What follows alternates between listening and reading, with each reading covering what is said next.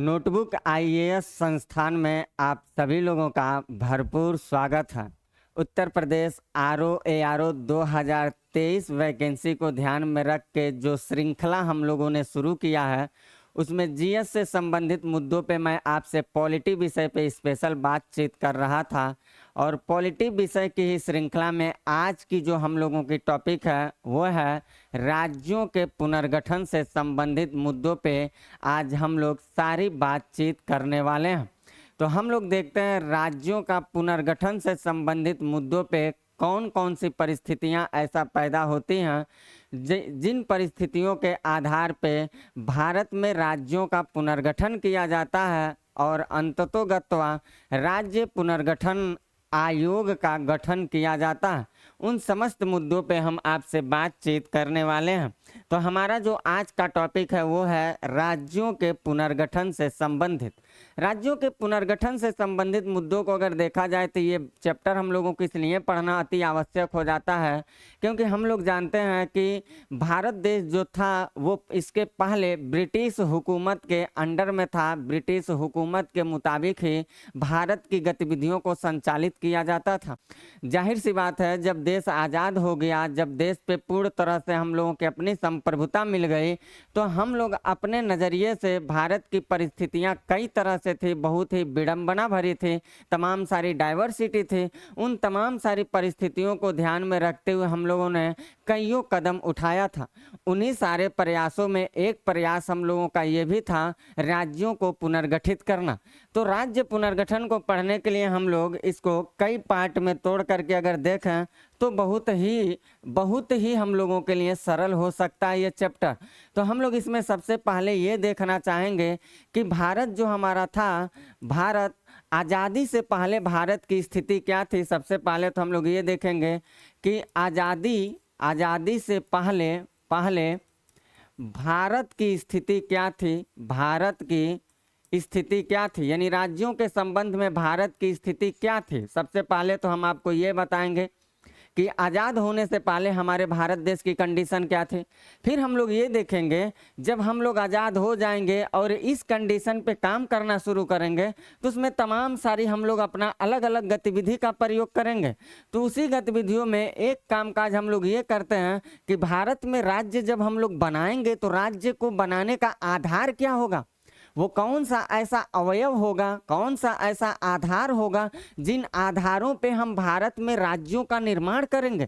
तो दूसरी बात हम लोग ये देखेंगे इसी चैप्टर से संबंधित कि भारत में जो राज्यों का आधार बनाया जाएगा उसको आधार को बताने के लिए कई सारी समितियों का हम लोग गठन करेंगे।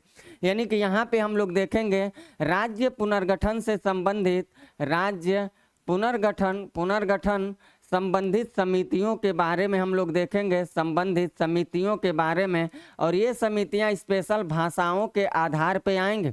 और तीसरी बात हम लोग ये देखेंगे, लास्ट में जा कर के हम लोग राज्य पुनर्गठन आयोग बनाएंगे और इसी आयोग के सिफारिश के आधार पे भारत में राज्यों का निर्माण किया जाएगा, राज्यों का गठन किया जाएगा।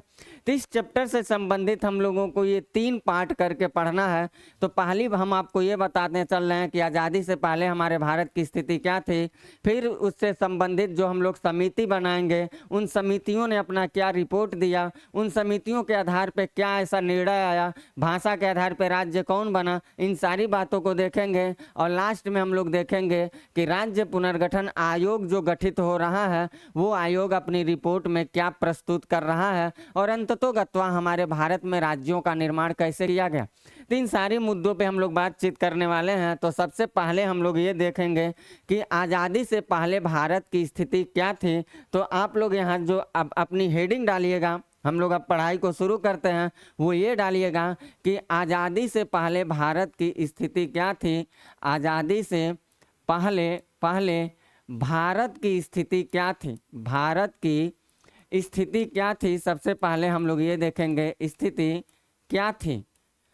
तो इसमें सिंपल सी बात है समझने के लिए, जब देश हमारा आज़ाद हुआ तो उस समय हमारा भारत देश किस रूप में दिखाई देता था।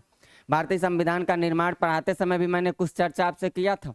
जब देश मेरा आज़ाद होता है उस समय हमारे भारत देश में तीन पार्ट दिखाई देते हैं, तीन अवयव दिखाई देते हैं, तीन समझिए क्षेत्र दिखाई देते हैं। और पहला जो अवयव था, पहला जो पार्ट था आज़ादी के समय के भारत की स्थिति में, पहली जो स्थिति थी वो ये थी कि भारत कुछ क्षेत्रों में ब्रिटिश भारत क्षेत्र के रूप में दिखाई देता था। यानी कि सबसे पहली बात तो हम लोग ये देखेंगे आज़ादी से पहले भारत की स्थिति क्या थी। तो पहला स्थिति ये था, पहला स्थिति कि हमारा देश कुछ हिस्सा ब्रिटिश भारत क्षेत्र के रूप में था, ब्रिटिश भारत क्षेत्र के रूप में था। और ब्रिटिश भारत क्षेत्र के रूप में अगर देखा जाए तो इस ब्रिटिश भारत क्षेत्र में दो बातों में पर हमने आपसे भारतीय संविधान के निर्माण चैप्टर में बातचीत किया था। इसमें दो बातें आती थी। एक बात ये आता था ब्रिटिश भारत क्षेत्र में कि कुछ प्रांत होंगे, और दूसरी बात ये आता था कि कुछ चीफ कमिश्नरी क्षेत्र होंगे, कुछ चीफ कमिश्नरी क्षेत्र होंगे।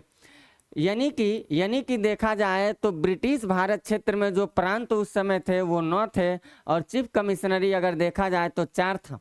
आज़ादी से पहले पहला स्थिति मैंने आपको बताया ब्रिटिश भारत क्षेत्र था। दूसरा स्थिति क्या था? दूसरा स्थिति ये था कि अंडमान और निकोबार जो क्षेत्र थे वो फ्रांस और पुर्तगाल का जो क्षेत्र था, फ्रांस और पुर्तगाल का जो क्षेत्र था वो फ्रांस और पुर्तगाल का तटस्थ क्षेत्र था। तो दूसरा स्थिति हम लोग ये देखेंगे फ्रांस एवं पुर्तगाल फ्रांस एवं पुर्तगाल का औपनिवेशिक स्थिति क्या थी? औपनिवेशिक स्थिति। और तीसरी बात हम लोग इसमें ये देखेंगे, जो तीसरी बात थी वो थी भारत देश में देसी रियासतें थी।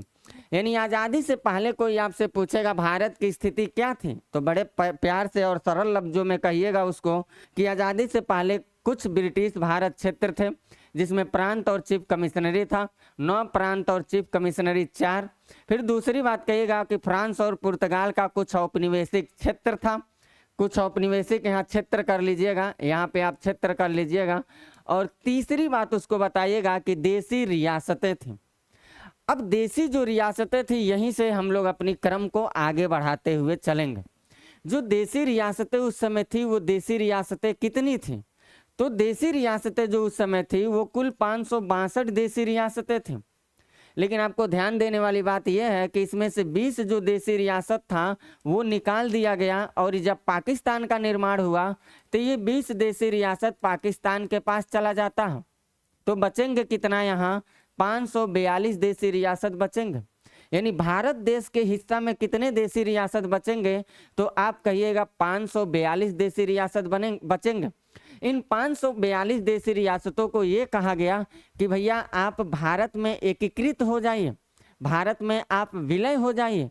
इस 542 देसी रियासतों में से 542 देसी रियासतें थी, 542 देसी रियासत जो थी, इसमें से देखा जाए इसमें से 539 जो देसी रियासतें थी, 539 जो देसी रियासतें थी ये तो विलय कर ली। 539 देसी रियासतें जो थी ये स्वेच्छा से विलय कर लिए, स्वेच्छा से विलय कर लिए। लेकिन इसमें से 3 जो देसी रियासत थे, 3 देसी रियासत जो थे, देसी रियासत यहाँ लिखिएगा, 3 देसी रियासत जो थे, रियासत ये स्वेच्छा से विलय नहीं किए, ये स्वेच्छा से विलय नहीं किए, स्वेच्छा से विलय नहीं किए। और ये 3 देसी रियासत कौन थे जो स्वेच्छा से विलय नहीं किए? उसमें एक देसी रियासत जो था वो था जूनागढ़। दूसरा जो देसी रियासत था वो था हैदराबाद। और तीसरा जो देसी रियासत इसमें था वो था कश्मीर था। तीसरा देसी रियासत के रूप में जो था वो याद रखिएगा कश्मीर था। जो जूनागढ़ था यहाँ पे क्या करवाया गया? जनमत संग्रह करवाया गया, यानी कि वोटिंग करवाया गया, जनमत संग्रह के माध्यम से इसको मिला लिया गया। जो हैदराबाद था यहाँ पे सैन्य कार्यवाही करवाया गया, या पुलिस कार्यवाही, सैन्य कार्यवाही के माध्यम से, या कह लीजिए पुलिस कार्यवाही करवाया गया, और पुलिस कार्यवाही के माध्यम से इसको मिलाया गया। और जो कश्मीर क्षेत्र था इसको विलय पत्र पे हस्ताक्षर करवाया गया, विलय पत्र पर विलय पत्र पर हस्ताक्षर के माध्यम से इसको हस्ताक्षर के माध्यम से इसको मिलाया गया। यानी कि कहने का मेरा मेन मतलब ये है कि जब हमारा भारत देश को एकीकृत किया जा रहा है आज़ादी से पहले की स्थिति में, तो ब्रिटिश भारत क्षेत्र के ये 9 प्रांत, 4 चीफ कमिश्नरी क्षेत्र, फ्रांस पुर्तगाल का उपनिवेशिक क्षेत्र था और देसी रियासतें थीं। इन देसी रियासतों में कुल 562 देसी रियासत दिखाई देती हैं, जिसमें से 20 देसी रियासत जो थी, ये 20 देसी रियासत पाकिस्तान के हिस्सा में जाती हैं और बचे हुए जो 542 देसी रियासत हैं ये भारत के हिस्सा को प्राप्त होती है। और इस 542 देसी रियासतों को कहा जाता है कि आप भारत में अपना विलय करिए, भारत में आप मिलिए। इन राजाओं को कहा गया, इन जमींदारों को कहा गया। तो इसमें से 539 जमींदार जो थे वो तो बड़े प्यार से मिल गए, भारत में स्वेच्छा से विलय कर लिए, भारत का एक अभिन्न अंग बनना चाहते थे, भारत उनको प्यारा था। लेकिन 3 देसी रियासत जो थी उनको भारत अच्छा नहीं था, या कह सकते हैं वो अपना विलय नहीं करना चाहते थे, या कह सकते हैं कि वो अभी भी अपने आप को दादा मानते थे। वो चाहते थे कि हमारी सत्ता ही हमारी सरकार के रूप में काम करेगी। वो 3 देसी रियासत कौन थी जो इस तरह की बातें कर रही थी? तो 3 देसी रियासत में एक था जूनागढ़, और दूसरा जो था वो हैदराबाद, और तीसरा जो था वो कश्मीर था। कश्मीर जो जूनागढ़ था, वहाँ पे जूनागढ़ के शासक को कहा गया, भैया देखिए अगर आपके अंदर इतना ही ऐठन है तो आप जनता के अंदर वोटिंग करवा लीजिए और देख लीजिए कि जनता किसको वोट देना चाहते हैं। अगर वो भारत के पक्ष में आना चाहते हैं तो उनको भारत में रहने दीजिए, अगर आपके पक्ष में जाना चाहते हैं तो आप अपने अंडर में रखिए, हमें कोई दिक्कत नहीं। वहाँ वोटिंग करवाया गया, जनता का मत लिया गया, और जनता का जब मत लिया गया तो वहाँ की जनता जो थी वो जनता हैदराबाद के जूनागढ़ का जो शासक था इसको एक्सेप्ट नहीं की, वो भारत के पक्ष में आए और इस प्रकार जूनागढ़ रियासत को भारत का अभिन्न अंग मिला लिया गया। यानी कि 539 तो मिले ही थे और +1 जो था वो जूनागढ़ आ गया। फिर हैदराबाद जो था यहाँ का शासक बहुत ऐठन वाला था, इसीलिए देश की परिस्थितियों को ध्यान में रखने वाले उस समय गृह मंत्रालय के रूप में सरदार वल्लभ भाई पटेल जी थे। तो पटेल जी का बहुत ज़्यादा योगदान है इस चैप्टर में, अभी आगे हम आपको बता भी रहे हैं, सारी स्टोरी को बताने की कोशिश करते हैं। हैदराबाद पे उन्होंने सैन्य कार्रवाई करवाया, पुलिस कार्रवाई जब होती है तो इस प्रकार देखा जाए तो हैदराबाद को भी मिलाने की कोशिश किया गया, यानी कि ये भी मिल जाता है। और बचा हुआ जो कश्मीर का हिस्सा था, यहाँ का जो राजा था हरि सिंह, यहाँ का शासक था, कश्मीरी पंडित थे, कश्मीरी पंडित हरि सिंह थे। ये बहुत ही मसला गड़बड़ हो गया। हालांकि इसकी कहानी बहुत लंबी चौड़ी चलेगी, हम सारी बातों को यहाँ नहीं एक्सप्लेन कर सकते। हम लोग अपने जो क्रैश कोर्स को लेकर चल रहे हैं अभी उसके से संबंधित हम आपको प्रीलिम्स में सवाल क्या क्या आए वो ना छूटे, इन मुद्दों पे विशेष ध्यान देने की कोशिश करेंगे। फिर भी सरसरी निगाह से मैं आपको ये बताना चाहता हूँ कि जो हरि सिंह थे ये कश्मीरी पंडित थे, और पंडित जवाहरलाल नेहरू का कह सकते हैं एक तरह से इनका अपना संबंध के रूप में भी चलता था। 2 मुल्क थे, 2 मुल्क, एक भारत और एक पाकिस्तान। कश्मीर का किस मुल्क के अंदर अपना अपने आप को समाहित करेगा, ये बात अभी समस्या जटिल थी। माना जाता है, ऐसा कहा जाता है कि जो हरि सिंह थे वो भारत के विलय पत्र पे सिग्नेचर करके वो कश्मीर को दे दिए हैं। वहीं पाक का ऐसा मानना है कि वो पाक के विलय पत्र पे पाक को अपना हिस्सा देकर दिए हैं। तो भारत और पाक के बीच में ऐसी मतभेद की स्थिति दिखाई देती है।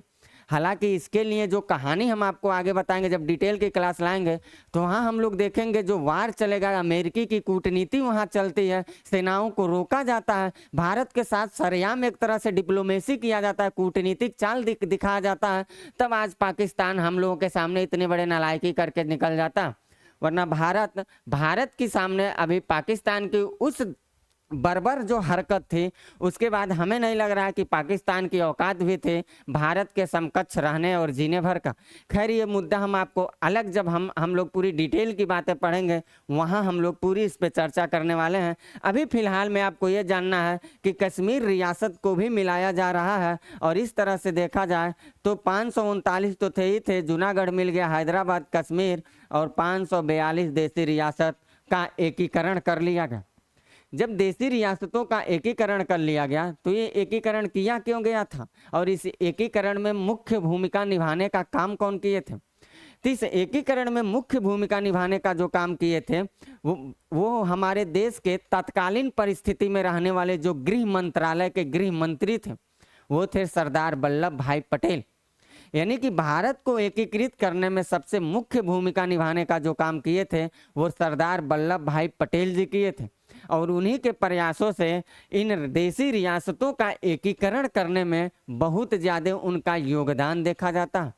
जब इन सारे देशी रियासतों का एकीकरण कर लिया गया तो ये हुआ कि जो ब्रिटिश प्रांत है और जो देशी रियासत है, उन ब्रिटिश प्रांत और देशी रियासतों को मिला करके हम लोग राज्य बनाएंगे।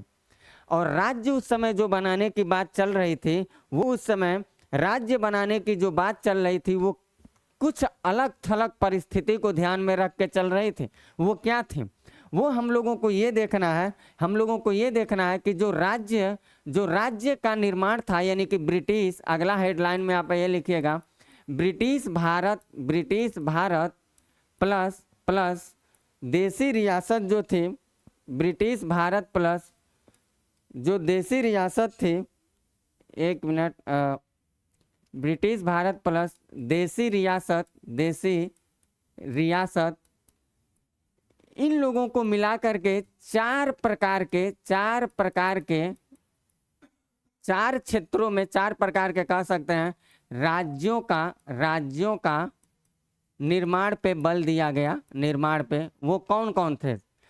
चार श्रेणी के राज्यों के निर्माण पे बल दिया गया था। एक उसमें था ए श्रेणी का राज्य। ए श्रेणी ऐसे कर सकते हैं, सीधे ए श्रेणी कर लीजिए, ए श्रेणी ही सही रहेगा, ए श्रेणी। फिर उसके बाद आप ये कर सकते हैं, दूसरा बी श्रेणी, और तीसरा आप कर सकते हैं सी श्रेणी, और चौथा आप कर सकते हैं डी श्रेणी। चार श्रेणी थे, यानी ब्रिटिश भारत और देशी रियासतों को मिला करके चार श्रेणी में राज्यों को गठन की बात किया गया। और वो चार श्रेणी के जो राज्य थे उसमें ए श्रेणी का जो राज्य था, इसमें ब्रिटिश भारत के प्रांत क्षेत्रों को समाहित किया गया था। यानी कि ये श्रेणी में कौन समाहित था? तो कहेंगे यहाँ पे ब्रिटिश भारत का क्षेत्र समाहित था, ब्रिटिश भारत का क्षेत्र समाहित था। और ब्रिटिश भारत का क्षेत्र कितना था? तो कहेंगे 9 ब्रिटिश भारत के क्षेत्र थे। दूसरा जो था बी श्रेणी में कैसे राज्य आएंगे? तो इसमें बड़े देशी रियासतों को शामिल किया गया, बड़े देशी रियासतों को शामिल किया गया। और जो बड़े देशी रियासत के रूप में उस समय शामिल किया गया था वो भी टोटल 9 बड़े देशी रियासत थे। और सी श्रेणी में क्या कहा गया? यहाँ पे छोटे देशी रियासत जो थे, छोटे देशी जो रियासत थे, इन छोटे देशी रियासतों को शामिल किया गया। और छोटे देशी रियासत के रूप में जो उस समय थे वो टोटल 10 देशी रियासतें थे, क्योंकि छोटे देशी रियासतों के साथ साथ कमिश्नरी क्षेत्र भी यहाँ पे समाहित किया गया था। तो टोटल ये 10 थे, 10 राज्य कह सकते हैं, या 10 क्षेत्र थे, या 10 देशी रियासत थे। फिर चौथी जो थी यहाँ पे स्पेशल अंडमान, केवल अंडमान एवं निकोबार द्वीप समूह था। तो डी श्रेणी में कौन था? तो कहिएगा केवल अंडमान एवं निकोबार द्वीप समूह था। इस तरह से अगर देखा जाए तो जो हमारा भारत देश था, जिस भारत देश में राज्यों का पुनर्गठन किए जाने की बात थी, जो ब्रिटिश भारत और पुर्तगाल और फ्रांस का औपनिवेशिक क्षेत्र और देशी रियासत के रूप में था, जिसको एकीकृत किया गया, उसको एकीकृत करने के बाद इन 4 श्रेणी के राज्यों के रूप में बांट दिया गया। ए श्रेणी के राज्य में ये कहा गया कि इसमें वो क्षेत्र आएंगे जो ब्रिटिश भारत क्षेत्र होंगे, और टोटल 9 क्षेत्र थे। बी श्रेणी के राज्यों में बड़े बड़े देशी रियासतों को शामिल किया गया, ये भी 9 थे। सी श्रेणी के राज्यों में कहा जाए तो छोटी देशी रियासत थे और कमिश्नरी क्षेत्र थे जो 10 थे। और डी श्रेणी में देखा जाए तो केवल अंडमान और निकोबार द्वीप समूह थे। ये बात आपको याद रखना। यहीं पे एक और बात आपको ध्यान देना है, और वो ये देना है कि जो ए श्रेणी का राज्य था और जो बी श्रेणी का राज्य था, नोट करके इस बात को आप यहीं पे लिख लीजिएगा। ए श्रेणी का जो राज्य था, ए प्लस बी श्रेणी का जो राज्य था, यानी कि इन दोनों श्रेणी के राज्यों में अगर देखा जाए तो अपना अपना विधान मंडल था, अपना अपना विधान मंडल बनाया गया था और विधान मंडल के माध्यम से कामकाज करते थे। लेकिन वहीं पे देखा जाए तो जो सी श्रेणी था, उस सी श्रेणी में अपना विधान मंडल नहीं था। इस सी श्रेणी जो था, इसके पास विधान मंडल नहीं था, ये बात आप याद रखिएगा। और अंडमान निकोबार तो एक स्वायत्त क्षेत्र के रूप में था, तो सी श्रेणी में विधान मंडल नहीं था और यहाँ पे विधान मंडल था, क्योंकि ये सवाल पूछे जा चुके हैं। तो ए श्रेणी के राज्य में कौन कौन आएंगे आपको याद रखना है। ब्रिटिश भारत के 9 राज्य थे, क्षेत्र थे। बी में बड़े बड़े देसी रियासत 9 थे, वो उनको शामिल किया गया। सी में छोटी देसी रियासतों को शामिल किया और कमिश्नरी क्षेत्रों को शामिल किया गया। डी में केवल अंडमान निकोबार द्वीप थे। इसमें से ए और बी के स्वयं के अपने विधानमंडल थे, सी के विधानमंडल नहीं थे और ये एक स्वायत्त क्षेत्र के रूप में उस समय दिखाई दे रहा था। अब सवाल ये बना, हमने क्या क्या कर लिया, तो देखा जाए तो हम लोगों ने आज़ादी के बाद अगर देखा जाए तो जो ब्रिटिश भारत क्षेत्र था, फ्रांस पुर्तगाल क्षेत्र था, देसी रियासत थी, इन देसी रियासतों को हम लोग एकीकृत किए और एकीकृत करने के बाद हम लोगों ने क्या किया, इसके एकीकरण करने के बाद हम लोग स्वयं के 3-4 श्रेणी के राज्य बनाए और इनको रख दिए। अब ये करेंगे क्या? अब ये तय किया गया कि इन राज्यों का पुनर्गठन कैसे किया जाए। इन राज्यों के पुनर्गठन करने का आधार क्या होगा? भाषा के आधार पर राज्य बनाया जा, कि जाति के आधार पर राज्य बनाया जा, क्षेत्र के आधार पर राज्य बनाया जा, प्रशासनिक दृष्टिकोण को ध्यान में रख के राज्य बनाया जा, या भौगोलिक समीपता को ध्यान में रख के राज्य बनाया जा। कौन से ऐसे आधार होंगे जिन आधारों पर हम राज्यों का गठन करेंगे, ये सवाल बना। और इसके लिए क्या किया गया, इसके लिए इसके लिए समितियों का गठन किया गया। देखा जाए इसी समय जिस समय ये बात चल रही थी कि कौन से आधार पे हम राज्यों का निर्माण करेंगे, गठन करेंगे, उसी समय भाषा के आधार पर राज्यों को बनाया जाए, ये मांग बहुत जोरों शोर से चल रही थी। तो उन लोगों ने ये सोचा कि भाषा के आधार पर राज्यों को बनाया जाए या ना बनाया जाए, क्योंकि अभी तो ये क्लियर नहीं था किस आधार पे बनाया जाए। और उसी समय भाषा के आधार पर राज्यों को बनाया जाए, ये मांग बड़ी तेजी से चल रही थी।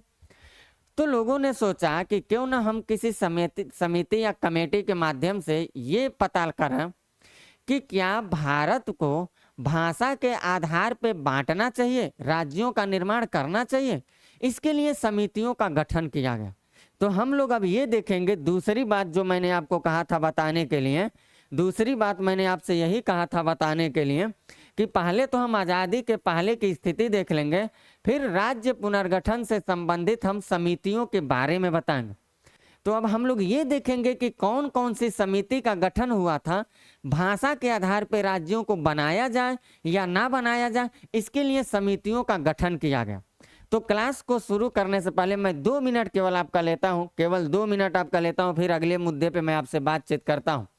हम लोग जिस संस्थान से जुड़े हैं, नोटबुक आईएएस, जो सिविल सेवा के अभ्यर्थियों के लिए टेस्ट सीरीज की श्रृंखला प्रस्तुत करता है।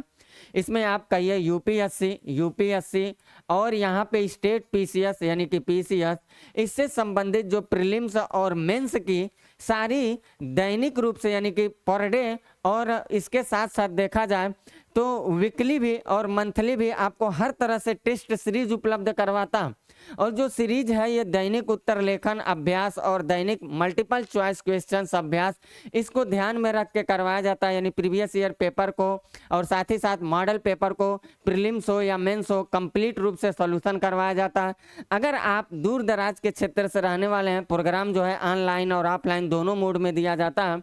अगर आप दूर दराज के क्षेत्र के रहने वाले हैं और नोटबुक आईएएस संस्थान के गुणवत्तापूर्ण कंटेंट से जुड़ना चाहते हैं तो निसंदेह आप दिए गए इस नंबर पर संपर्क कर सकते हैं और अपनी पूरी जानकारी को उपलब्ध करवा करके आप भी नोटबुक आईएएस संस्थान में अपनी सहभागिता को निभा सकते हैं और यहाँ की गुणवत्तापूर्ण कंटेंट से अपने भावी भविष्य के निर्माण में इसका योगदान ले सकते हैं। तो हम लोग कहाँ थे, हम लोगों की जो बातचीत चल रही थी वो बातचीत ये चल रही थी, समितियों से संबंधित हम लोग बातचीत करने वाले थे, क्योंकि मैंने आपको यही बताया है कि जिस समय राज्य पुनर्गठन का आधार तैयार किया गया था वो निश्चित था नहीं। भाषा के आधार पर राज्यों को बनाया जाए इसकी मांग तेजी से चल रही थी और इसी क्रम में तमाम सारी समितियों का गठन किया गया। तो सबसे पहले कौन सी समिति की गठन की गई इसको हम लोग देखते हैं। सबसे पहले भाषा के आधार पर राज्यों का निर्माण किया जाए कि नहीं किया जाए, इसके लिए सबसे पहले जो समिति का गठन किया गया है वो समिति था एसके धर समिति। एसके धर समिति सबसे पहले इसी का गठन किया गया और ये समिति क्या कह रही है, जरा इसको हम लोग समझते हैं। भाषा के आधार पर राज्यों का गठन किया जाए कि नहीं किया जाए, सबसे पहले भाषा के आधार पर राज्यों का गठन होगा या नहीं होगा, इसके लिए जो समिति का गठन किया गया था वो था धर आयोग। इसके धर आयोग या इसके धर समिति यही गठित किया गया था। इसके धर आयोग का जो गठन किया गया था, अगर इसके गठन की बातचीत देखा जाए तो इसका गठन कब किया गया भाई, तो कहिएगा 1948 में। 1948 में इसका गठन किया गया। इसके अध्यक्ष कौन थे, इसके जो अध्यक्ष बनाए गए थे, इसके अध्यक्ष वो एसके धर थे, वो एसके धर इसके अध्यक्ष थे। और इसमें सदस्य कितने थे, इसमें सदस्य जो थे वो टोटल 4 थे। ये समिति बनी क्यों थी, ये समिति इसलिए बनी थी, इसका उद्देश्य क्या था, उद्देश्य ये था कि भाषा के आधार पर राज्यों का गठन हो या ना हो इसके बारे में अपना रिपोर्ट जारी करना था और इसी के बारे में ये रिपोर्ट जारी करने के लिए गठित की गई थी। यानी भाषा के आधार पर देखा जाए, भाषा के आधार पर गठित होने वाला प्रथम आयोग था या समिति था, प्रथम आयोग या समिति था। ठीक, ये अपना रिपोर्ट प्रस्तुत किया, सारे बात अध्ययन करने के बाद ये अपना रिपोर्ट प्रस्तुत किया और जो अपना रिपोर्ट प्रस्तुत किया था वो दिसंबर 1948 में। ये रिपोर्ट कब प्रस्तुत कर रहा, ये रिपोर्ट प्रस्तुत किया था दिसंबर 1948 में। और रिपोर्ट प्रस्तुत करके इसने कहा क्या, इसने ये कहा कि भाषा के आधार पर राज्यों का गठन नहीं होना चाहिए। ये सीधे सीधे मना कर दिया। मांग चली रहा था ABCD इन राज्यों का सीरीज, जैसे A श्रेणी, B श्रेणी, C श्रेणी, D श्रेणी बना था और वहाँ पे ये देखा गया कि श्रेणी के राज्य तो बना लिए गए लेकिन राज्यों का पुनर्गठन कैसे किया जाए। उसी समय मांग चल रही थी कि भाषा के आधार पर राज्य बनाओ भैया, भाषा के आधार पर राज्य बनाओ।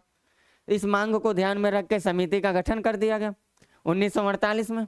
अध्यक्ष थे इलाहाबाद हाई कोर्ट के न्यायाधीश ही थे, पूर्व न्यायाधीश एसके धर थे। इनकी अध्यक्षता में 4 सदस्यों की एक कमेटी बना दी गई और ये स्पेशल बनी थी भाषा के आधार पर राज्य बनेगा कि नहीं बनेगा इसकी जांच पड़ताल करना। ये अपनी रिपोर्ट प्रस्तुत किया दिसंबर 1948 में और अपनी रिपोर्ट में सीधे सीधे क्या कह रहा है, भाषा के आधार पर राज्यों का पुनर्गठन नहीं होना चाहिए, सीधे सीधे मना कर दिया। और इसने सुझाव क्या दिया, ये सुझाव क्या दिया, अगर मान लीजिए भाषा के आधार पर राज्य नहीं बनाने की बात कर रहा है तो कहा गया बताइए तब कैसे राज्यों का गठन कैसे किया जाएगा। इस समिति ने सुझाव दिया, इसने कहा कि प्रशासनिक सुविधा को ध्यान में रखिए, भौगोलिक समीपता को ध्यान में रखिए, इसके अलावा इसने कहा था आर्थिक और विकास की बुनियादी मुद्दे को ध्यान में रखिए। इस जाति और धर्म भाषा के आधार पर राज्य अगर आप आज बनाएंगे तो कल वो भाषा भाषी के लोग, कल वो जाति धर्म के लोग अपना स्वतंत्र निकाय मांगेंगे और भारत में हजारों वर्ग की मांगे जब चलेंगे तो हम अपने भारत को किस तरह से एकीकृत करने की कोशिश करेंगे। ये तो हमारे देश की विडंबना ही बहुत ही अजीबोगरीब हो जाएगी। हम क्यों किसी भाषा, किसी जाति, किसी धर्म, किसी लिंग, किसी मजहब के आधार पर राज्यों का गठन करें? हम मुल्क को अगर हम विकेंद्रीकृत करने की कोशिश कर रहे हैं तो हम प्रशासनिक सुविधा को ध्यान में रखें, हम भौगोलिक समीपता को ध्यान में रखें, हम आर्थिक और विकास की बुनियादी मुद्दे को ध्यान में रखें। जाति धर्म क्या होता है इसके आधार पर बंटवारा करना? इन्होंने मना करके सुझाव ये दिया कि प्रशासनिक समीपता के आधार पर, प्रशासनिक समीपता, प्रशासनिक सुविधा लिख लीजिएगा, सुविधा, भौगोलिक समीपता, भौगोलिक समीपता की इन्होंने बात किया, समीपता, और साथ ही साथ इन्होंने आर्थिक एवं विकास की बात किए थे। आर्थिक एवं विकास, कहे इस आधार पे राज्य बनाओ भैया। भाषा के आधार पे राज्य क्या करोगे बना? आज भाषा के आधार पे बनाओगे, कल कोई जाति कहेगा हमारे जाति के आधार पे बनाओ, कोई धर्म कहेगा हमारे धर्म के आधार पे जाति बनाओ, किसी राज्य के लोग कहेंगे हमारे राज्य में ये भाषा चलेगा, हमारे राज्य में हम इस भाषा के नाम से अपना राज्य चलाएंगे। तो इतनी सारे डाइवर्सिटी को हमारी देश कैसे कंट्रोल कर सकती है? इसलिए इन्होंने क्या किया, साफ साफ मना कर दिया। अब हुआ ये कि जो एसके धर आयोग अपनी रिपोर्ट पेश किए और सीधे सीधे मना कर दिया। तो कहा गया कि इनकी बातों की समीक्षा की जाएगी कि इनकी बात कहाँ तक तर्कसंगत है। क्या वास्तव में भाषा के आधार पर राज्यों का गठन करना भारत के लिए हितकर नहीं है? क्या वास्तव में जाति, धर्म, भाषा इन सब के आधार पर राज्यों को ना बनाया जा और भारत के राज्यों को पुनर्गठन करने के लिए, राज्यों को बनाने के लिए इन पहलुओं पे ध्यान देना कहाँ तक तर्कसंगत है? इस बात की समीक्षा की गई और समीक्षा करने के लिए फिर एक समिति का गठन किया गया और वो समिति था JVP समिति था। यानी कि इसके धर के बाद हम लोग क्या देखेंगे, दूसरा इन्हीं की बातों को जांच करने के लिए आ रहा है। कौन आ रहा है? वो आ रहा है JVP समिति आ रहा है। उसी के आधार पे हम कहेंगे अगला कमेटी जो हम लोग लिखेंगे, ऐसे लिख लीजिएगा, JVP समिति का गठन किया गया। इसमें सबसे पहली बात हम लोग क्या जानेंगे, इसमें ये जानना है इस समिति का गठन क्यों किया गया, JVP समिति क्यों आया। तो इसका मेन काम यही था कि इसके धर आयोग की बातों को जांच करना कि धर आयोग ने जो अपनी रिपोर्ट पेश किया है क्या वास्तव में उसकी रिपोर्ट हितकर है देश के लिए या नहीं है, इस पे जांच करने के लिए आया। तो जांच करने के लिए क्या, ये एसके धर आयोग की रिपोर्ट का संपरीक्षा हेतु गठित हुआ, यानी कि हेतु गठित हुआ, यहां कर लीजिएगा, हेतु गठित हुआ। ये अब क्या कर रहा है, जांच कर रहा, और जांच करके ये क्या करेगा, इसका गठन कब किया गया, जांच करने के लिए। इस आयोग का गठन, इसका भी जो गठन किया गया था वो 1948 में किया गया और 1948 में इसका गठन किया गया कि जांच करो भैया। दिसंबर में अपना रिपोर्टें पेश किए थे, तुरंत गठन करने के लिए लगा दिया गया इनको और ये जांच करके अपना रिपोर्ट दिए। और रिपोर्ट जो देने का काम किए थे उसमें सीधे सीधे ये कह रहे हैं कि जो एसके धर आयोग ने अपनी रिपोर्ट जारी किया है वो बिल्कुल सही कह रहा है। भाषा के आधार पर राज्यों का गठन नहीं होना चाहिए। और कहे क्यों ना ये, क्योंकि इसके सदस्य कौन थे लोग। अगर इनके सदस्यों की बात देखा जाए तो जैसे यहाँ थे जवाहरलाल नेहरू थे। वी से देखा जाए तो वल्लभ भाई पटेल, ये वो शख्स थे जो भारत को राज्यों को एकीकृत करने में सबसे ज्यादा भूमिका निभाए थे। वल्लभ भाई पटेल जी थे। और तीसरा जो थे पी से, यहाँ जैसे जवाहरलाल नेहरू थे, वी से वल्लभ भाई पटेल, और पी से जो थे वो थे पट्टाभी सीतारमैया थे।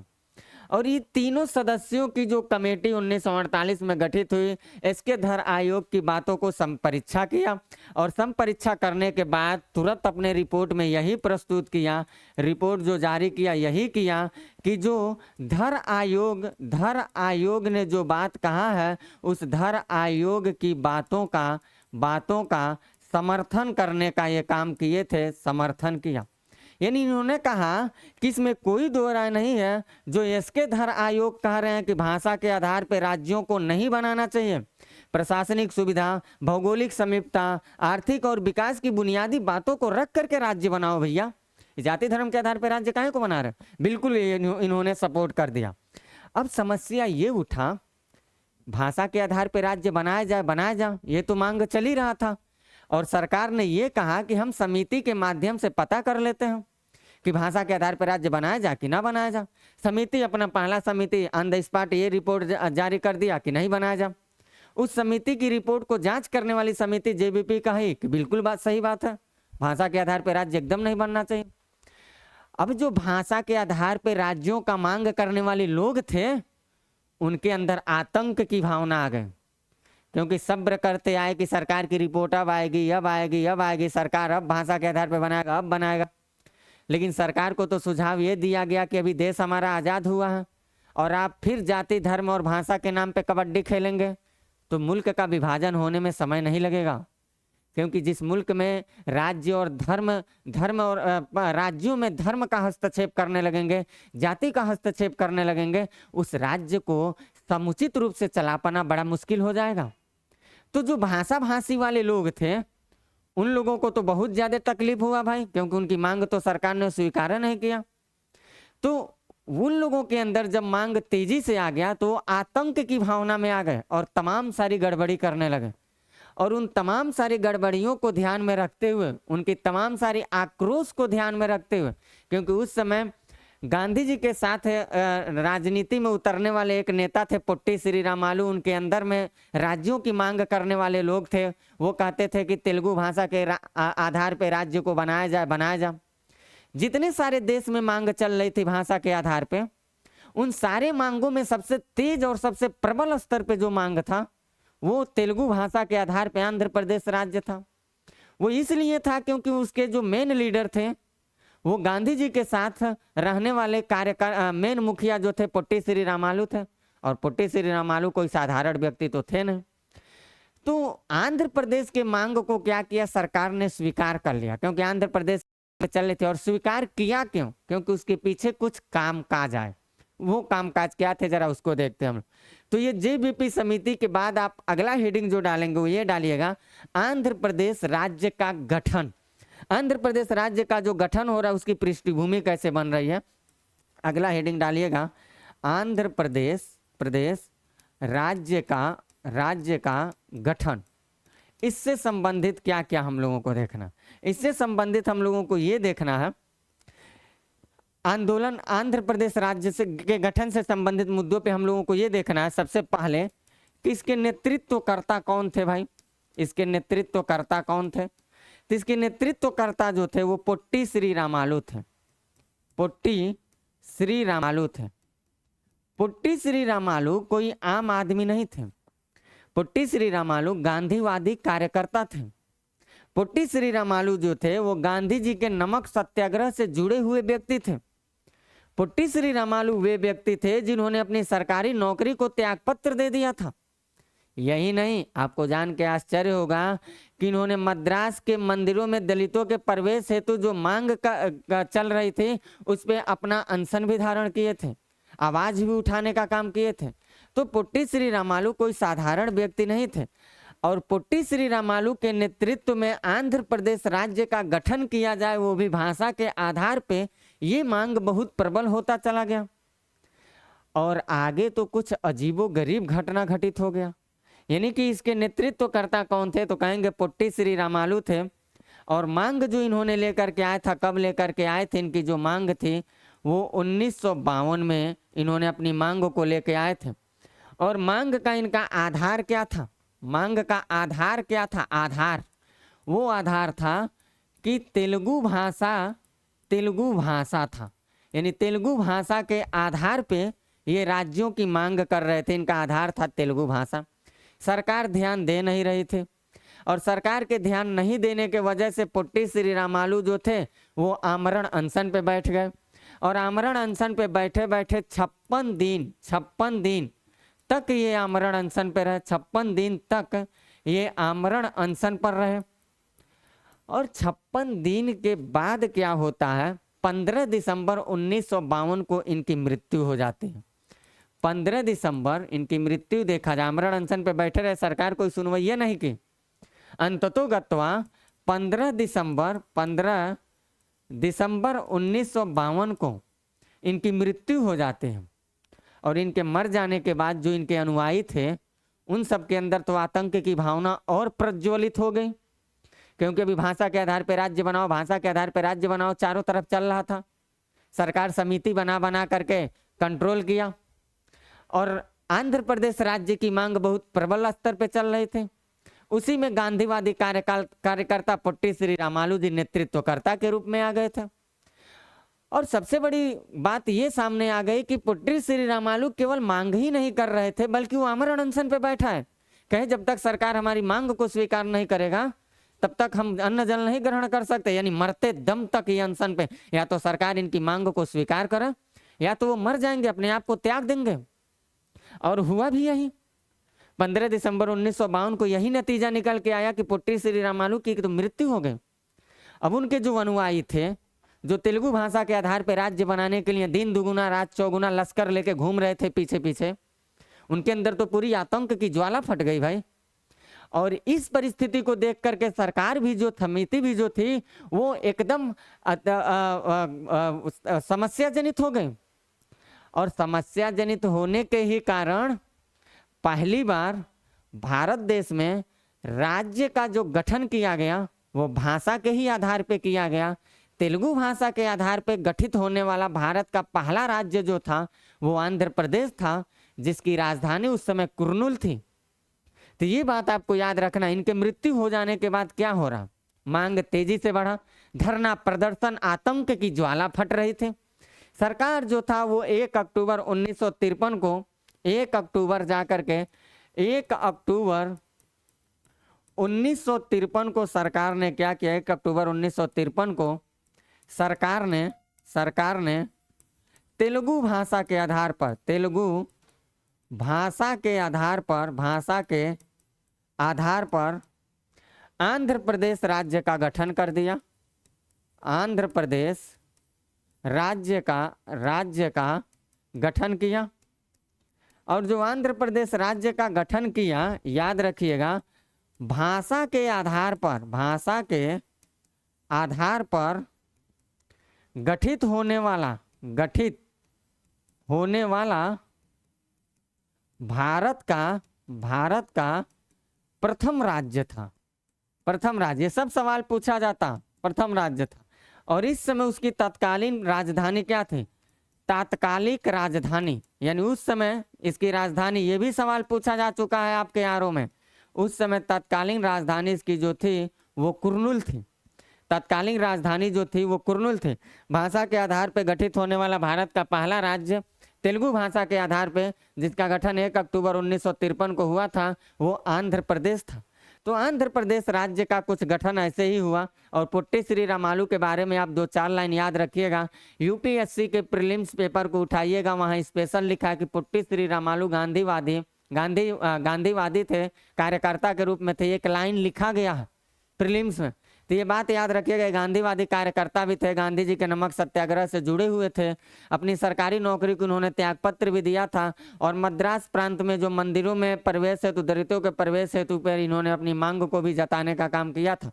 तो ये बड़े स्तर के एक नेता थे। और ये आंध्र प्रदेश राज्य के गठन में अपनी भूमिका जब अदा कर दिया और इनकी मृत्यु हो जाती है तो सरकार मजबूर हो जाती है और तेलुगु भाषा के आधार पर राज्य का गठन कर देती है। 1 अक्टूबर 1953 को जो भारत में पहली बार राज्य का गठन हुआ था वो आंध्र प्रदेश ही था। तेलुगु भाषा के आधार पे कुर्नूल उसकी उस समय की राजधानी थी। लेकिन जब तेलुगु भाषा के आधार पे आंध्र प्रदेश राज्य का गठन कर ही दिया गया तो जो और मांग करने वाले थे, सब भाषा के आधार पे राज्य बना दो भैया, वो सब तो अब उनके अंदर में तो पूरा एकदम रसगुल्ला आ गया कि सरकार अब भाषा के आधार पे राज्य बनाएगी, क्योंकि आंध्र प्रदेश राज्य का गठन तो हो ही गया। तो कोई कह रहा था हमारे भाषा के आधार पर राज्य बनाओ, कोई कह रहा मेरे भाषा के आधार पर राज्य बनाओ। अब ये तो समस्या हो गया ना। अगर सब राज्यों को हम भाषा के आधार पर गठित ही कर देंगे, फिर एसके धर आयोग और जेबीपी समिति को बना करके और इतनी ज्यादा देश में आडंबर और एक तरह से ड्रामा करने की जरूरत क्या थी। उसी समय सरकार एक्शन ले ली होती। इसलिए सरकार ने कहा कि हमें सख्ती के साथ पेश आना पड़ेगा। अगर हम सख्ती के साथ पेश नहीं आएंगे, ये मांगों को अगर हम दबाने की कोशिश नहीं करेंगे, इनको समझाने बुझाने की कोशिश नहीं करेंगे, तो मुल्क हमारा कमजोर हो सकता है, राष्ट्र हमारा कमजोर हो सकता है। और हो न हो 2 4 10 20 25 50 साल के बाद इस राज्य को भाषा के आधार पर आज बनाएं तो कल हो सकता है इसकी परिणति बुरे नतीजे के रूप में भारत को देखना पड़ा। इसलिए सरकार कहा कि हमें पूरी सख्ती के साथ काम करना चाहिए और जो होगा वो देखा जाएगा। और सरकार जब अपनी वास्तविक शक्ति का प्रयोग करेगी तो किसके अंदर इतनी दादागिरी करने की ताकत है? जो बड़े बड़े कानून के साथ कबड्डी खेलने वाले लोग होते हैं उनकी ऐसी की तैसी हो जाती है, फिर आम लोगों की क्या? तो सरकार ने इसके लिए कुछ अलग थलग काम करने की कोशिश किया और उसके लिए सरकार फिर एक आयोग बनाया और वो आयोग था सैयद फजल अली की अध्यक्षता में एक आयोग बना। तो अगला हम लोग ये देखेंगे, अगला हम लोग हेडिंग डालिएगा, आइए अगला आप लोग हेडिंग डालिएगा, वो हेडिंग हम लोगों का रहेगा सैयद फजल अली आयोग। अब क्या होता है? सैयद फजल अली आयोग। अब इस आयोग का क्या काम है? ये आयोग कब बन रहा? आंध्र प्रदेश राज्य बन गया तब इसको बनाया गया। काहे बनाया गया? कि अब हम लोग सख्ती के साथ पेश आएंगे, नहीं तो मांग इतनी तेजी से चल रही है, नेता अनशन पे बैठेगा, मर जाएगा, राज्य बना दो, फिर मर गया, राज्य बना दो, ये कैसी मसला? तो यहाँ पे जहाँ राष्ट्र की बात आ जाए इसमें कोई दो राय नहीं, चाहे उस समय आजाद देश की बात हो चाहे आज की बात हो, अगर बात आ जाती है राष्ट्र पे तो कोई अमीर से अमीर क्यों ना हो, गरीब से गरीब क्यों ना हो, उसको सजा मिलना ही चाहिए। क्योंकि राष्ट्र से बड़ा हमारे देश में कोई नहीं हो सकता भैया। सबसे प्राथमिक रूप हमें राष्ट्र को ही देना पड़ेगा। हमारी पहचान हमारे वजह से नहीं है, हमारी पहचान अगर हम कहीं बाहर जाते हैं तो हमारे राष्ट्र की वजह से होती है। इसलिए राष्ट्र की गरिमा को सुरक्षित रखना, राष्ट्र की एकता और अखंडता को संरक्षित रखना हर भारतीय का कर्तव्य होना चाहिए। क्योंकि जो घर आपको रहने के लिए अंदर बारिश और धूप से बचा रहा है, उस घर की दीवारों को जंजर करने की अगर कोशिश करेंगे तो महल गिरेगा तो आप ही दब के मरेंगे। ये राष्ट्र हमारा एक तरह से बना बनाया मकान है, इसी के अंदर, इसी के छत के अंदर हम अपने जीवन को यापन कर रहे हैं। अगर हम इसकी दीवार को कमजोर करेंगे, इसकी साख, इसकी बुनियादी, इसकी मर्यादा, इसकी एकता, इसकी अखंडता पर कटाक्ष करते जाएंगे और राष्ट्र मेरा कमजोर हो जाएगा तो फिर कोई विदेशी आक्रांता आकर के हम लोगों को उसी गुलामी की जंजीर में डाल सकता है जिस गुलामी की जंजीर से आप मुक्ति पाए थे। तो यहाँ पे सैयद फजल अली आयोग का गठन किया जा रहा है और सैयद फजल अली की बात क्या क्या आती है जरा इसको देखते हैं हम। तो इसका गठन कब हो रहा है जरा इसको देख लीजिएगा, नोट बनाते हुए चलिएगा इसका गठन कब हो रहा है। तो गठन जो हुआ था 1900, अगर देखा जाए तो इसका गठन 53 में किया गया था।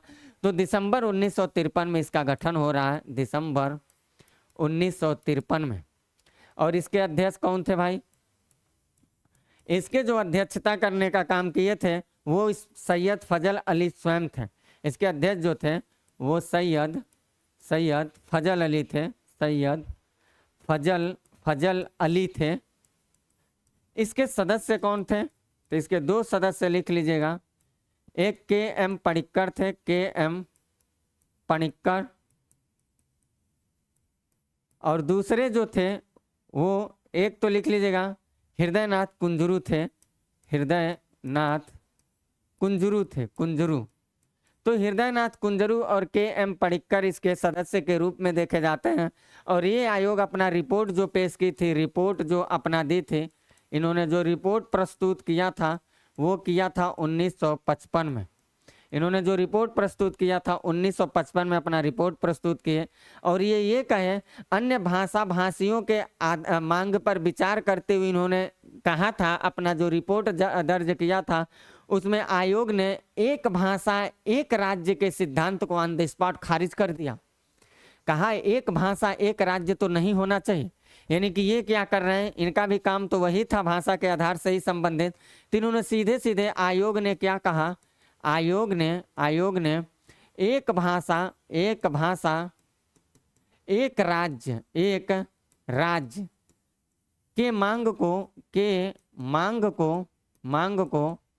खारिज कर दिया। इन्होंने कहा कि भाषा के आधार पर राज्यों का निर्माण नहीं होना चाहिए। अंतिम रूप से अब ये दे रहे हैं, ये फाइनल है, यही है। अब सरकार यहीं से एक्शन ले लेगी। अब किसी की दादागिरी चलने वाली नहीं है। अब हड़ताल करने वालों को अच्छा खासा लाठी से तोड़ा जाएगा, तबीयत उनका मस्त हो जाएगा, फिर घर चले जाएंगे। अब कुछ ऐसा होने वाला है। तो ये आयोग ने एक भाषा एक राज्य की जो मांग थी, उस मांग को इसने खारिज कर दिया। और इसने अपनी सिफारिश में क्या कहा, जैसे सिफारिश में धर आयोग ने कहा था, जिस तरह की सिफारिश को एक तरह से जेबीपी समिति जो आई थी उसने सहमति जताने की काम की थी, वही सिफारिश इन्होंने भी देने का कुछ काम किया था। तो आयोग ने सीधे सीधे अपनी सिफारिश में दो बातों को ये दे रहा। इनकी सिफारिश क्या थी जरा देख लेते हैं हम लोग। तो जो सिफारिश उनकी थी वही हुबहू सिफारिश इनकी भी थी। इन्होंने भी कहा कि प्रशासनिक आधार होना चाहिए। इन्होंने भी कहा कि भौगोलिक समीपता होना चाहिए। इन्होंने कहा आर्थिक और सांस्कृतिक ये जो गतिविधियां हैं इसको भी ध्यान दिया जाए। भाषा क्या होता है, धर्म क्या होता है, जाति क्या होता है, इसके आधार पर कैसे राज्य बना देगा भैया। तो इन्होंने भी वही बात किया जो वो लोग कहे थे, यानी कि प्रशासनिक आधार इन्होंने भी माना, प्रशासनिक आधार। फिर इसके बाद देखा जाए भौगोलिक समीपता की बात इन्होंने भी किया, भौगोलिक समीपता। फिर जो जो बातें उन लोगों ने कहा था सारी बातें वहीं से लिख लीजिएगा, जो अभी मैंने धर आयोग में कहा था सारी बातें ये भी वही कहते चले गए। इसके अलावा इन्होंने एक बात और कहा, वो ये कहा कि भारत को 16 राज्य और 3 केंद्र शासित प्रदेश में बांट दिया जाना चाहिए। यानी 16 राज्य और तीन संघ राज्य क्षेत्र, यानी कि केंद्र शासित प्रदेश संघ राज्य क्षेत्र पे इन्होंने बल देने की बात किया था। अब इनकी रिपोर्ट को ध्यान में रखा सरकार, और इन्हीं की रिपोर्ट को ध्यान में रख के सीधे सरकार कानून बना दिया। और जब कानून बन जाएगा तो कौन माई कलाल है जो आंदोलन छेड़ देगा, तब तो तोड़ दिया जाएगा उनको। तो इन्हीं की सिफारिश जो थी, यानी कि सिफारिश को अगर देखा जाए तो एक बार फिर मैं आपको अपनी बातों को रिकवरी करवा रहा हूँ। अपनी बातों को मैंने आपको क्या बताया, मैंने आपको ये बताया है कि आज़ादी से पहले भारत की स्थिति क्या थी, मैंने ये बताने की कोशिश किया है। देसी रियासत थे, ब्रिटिश भारत क्षेत्र था, ये सारी बात बताया। फिर मैंने आपको कहा ये बताऊंगा कि राज्य पुनर्गठन से संबंधित आयोग आएंगे, तो कौन कौन से आयोग आएंगे मैंने आपको ये बता दिया। एक तो मैंने आपको धर आयोग बता दिया। फिर इसके बाद इसकी संपरीक्षा करने के लिए आए जेबीपी समिति, तो जेबीपी समिति के बारे में मैंने आपको बता दिया। फिर उसके बाद मैंने आपको ये बता दिया, जेबीपी समिति के बाद सीधे आंध्र प्रदेश की मांग चली, आंध्र प्रदेश राज्य का गठन किया जाए, और लास्ट में जाके गठन भी हो गया। फिर इस गठन को रोकने के लिए एक और समिति लाया गया, मैंने उसको बता दिया, वो था सैयद फजल अली आयोग, मैंने इसको भी आपको बता दिया।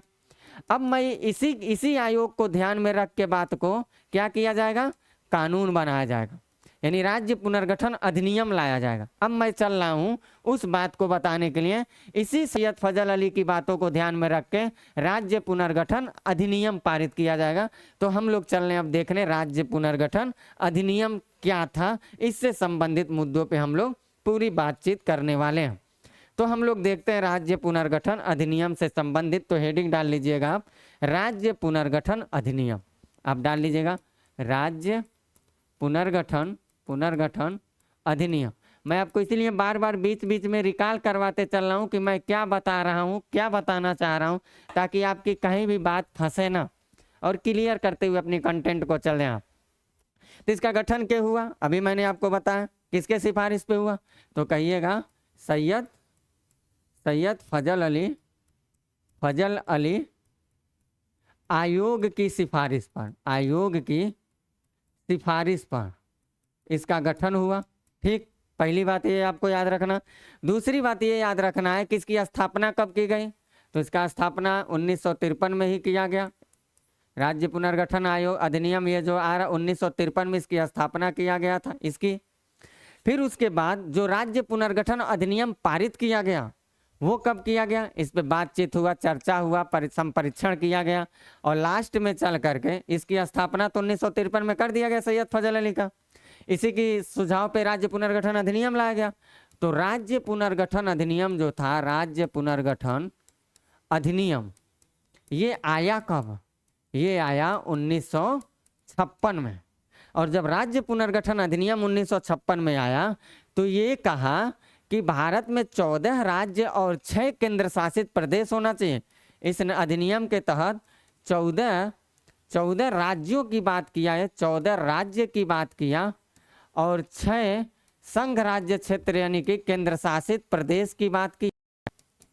और यहीं पे देखा जाए तो जो अपनी सिफारिश दिए थे जो फजल अली की, वो क्या कहे थे, वो कहे थे 16 राज्य 3 केंद्र शासित प्रदेश बना, और अधिनियम में 14 राज्य और 6 केंद्र शासित प्रदेश की बात इन्होंने किया था। तो याद रखिएगा ये वाली बात, अगर आपको 16 राज्य 3 केंद्र शासित नहीं याद है चलेगा, लेकिन ये जरूर याद रखिएगा 14 राज्य और 3 केंद्र शासित प्रदेश बनाने की ये बात किया था। और धीरे धीरे हम अभी इसके बाद वाला जो चैप्टर पढ़ाएंगे अनुच्छेद 1, 2, 3, 4 हम बताएंगे भाग 1, तो वहाँ देखेंगे राज्यों को बनाने और राज्यों को बाहर से प्रवेश करने या राज्यों को तोड़ के राज्य बनाने की काम हमारे संसद के पास है। तो संसद राज्यों के निर्माण करने की अधिकार रखती है, और धीरे धीरे आज 14 राज्यों से आज हमारे यहाँ अगर राज्यों की संख्या देखा जाए तो टोटल 28 राज्य हो चुके हैं। तो आज की स्थिति को अगर ध्यान में रखा जाए तो 14 से बढ़ के 28 राज्य हो गए हैं, और केंद्र शासित प्रदेशों को देखा जाए तो 6 था, 6 से बढ़ के इस समय 8 हो चुके हैं। तो यहाँ 8 संघ राज्य क्षेत्र लिख लीजिएगा। इस तरह से देखा जाए तो जो चैप्टर मैंने आपको बताने के लिए कहा वो कंप्लीट रूप से मैंने आपको A to Z सारी बातों पे चर्चा किया हूँ। सारी बातों पे आज़ादी से पहले भारत की स्थिति क्या थी मैंने बता ही दिया। राज्य पुनर्गठन से संबंधित समिति जिसमें धर आयोग, जेबीपी समिति, आंध्र प्रदेश गठन की मांग, फिर राज्य का गठन कैसे हुआ, फिर इस गठन को रोकने के लिए कि और कोई राज्य का गठन न हो भाषा के आधार पर, सैयद फजल अली आयोग आया। इस आयोग की बात को ध्यान में रख के राज्य पुनर्गठन अधिनियम 1956 में ला दिया गया, और 1956 की कहानी को ही ध्यान में रख के राज्यों का निर्माण किया गया। फिर संसद धीरे धीरे बढ़ा घटा के आज हमारे भारत में 28 राज्य और 8 केंद्र शासित प्रदेश किया। तो सारी बातों मैंने आपको बता दिया, सारी बातें मैंने आपको डिटेल में बताने की कोशिश किया। अब मैं आपसे ये कहना चाहूँगा कि अगर आप नोटबुक आईएएस जिस चैनल पे आप पढ़ रहे हैं, ये सिविल सेवा के अभ्यर्थियों के लिए टेस्ट सीरीज की श्रृंखला प्रस्तुत करता है, विशेष करके यूपीएससी और स्टेट पीसीएस, साथ ही साथ आरओ और एआरओ प्रारंभिक और मुख्य परीक्षा के लिए ये टेस्ट सीरीज उपलब्ध करवाता है, जिसमें दैनिक रूप से देखा जाए तो उत्तर लेखन का अभ्यास करवाया जाएगा। मल्टीपल चॉइस क्वेश्चंस जो प्रीलिम्स में आते हैं उस पर पूरी गुणवत्तापूर्ण कंटेंट के साथ आपका प्रैक्टिस करवाया जाएगा। और ये जो प्रोग्राम है ये ऑनलाइन ऑफलाइन दोनों मोड में मिलता है। अगर आप दूर दराज के क्षेत्रों में हैं, नहीं पहुंच पा रहे हैं संस्था तक, तो आप ऑनलाइन आप इस मोबाइल नंबर पर कॉन्टेक्ट करके सारी ऑफिस से जानकारी लेकर के आप इस संस्था के का गुणवत्तापूर्ण कंटेंट अपने भावी भविष्य के लिए उपयोग में ला सकते हैं।